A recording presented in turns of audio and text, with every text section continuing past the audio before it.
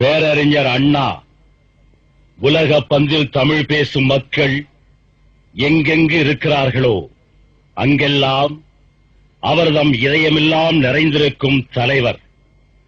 தமிழ்நாட்டின் முதலமைச்சராயிருந்து துறைதோறும் தமிழ் எழுச்சி கண்டவர், அறிவில் எழுகடலின் ஆழம் கொண்டவர், இஸ்லாம் பற்றிய ஆய்வில் முழுமை கண்டவர், மதத்தை கடுமையாக விமர்சிக்கும் பகுத்தறிவுவாதி.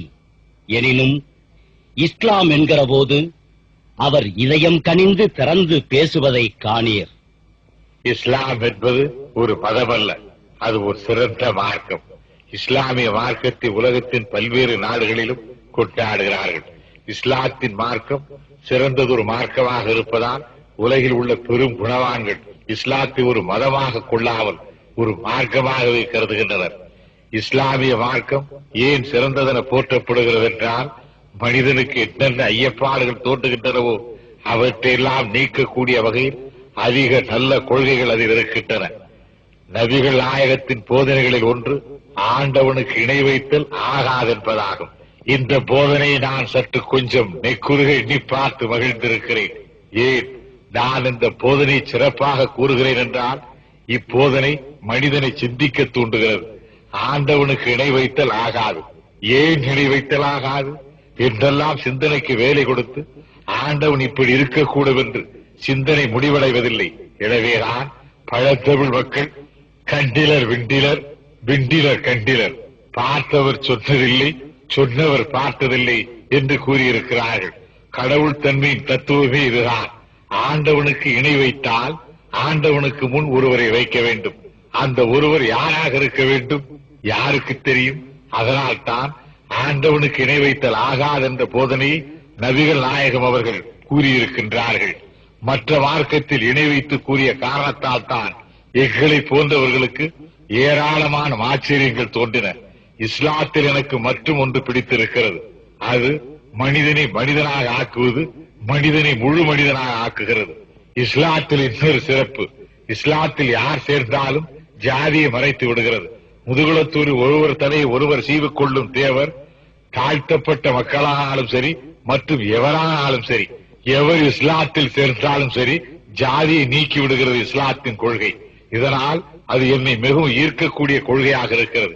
இதையெல்லாம் அறிந்துதான் எதையும் துருவி துருவி ஆராயும் பண்பு படைத்த அறிஞர் பெர்னாட் ஷா அவர்கள் உலகில் கடைசி வரை நிலைத்திருக்கக்கூடிய மார்க்கம் இஸ்லாம் மார்க்கம் ஒன்றுதான் என்று எழுதியிருக்கிறார். நபிகள் போதித்த இஸ்லாம் மார்க்கம் வைரம் போன்றது. நல்ல வைரத்தை பட்டை தீட்டி அதை கையிலே மோதிரமாகவும் செய்து போட்டுக் கொள்ளலாம், காதில் கடுக்கனாகவும் அணிந்து கொள்ளலாம். அதே வைரத்தை விற்று கிண்டி குதிரை பந்தயத்தில் வைத்து ஆடலாம்.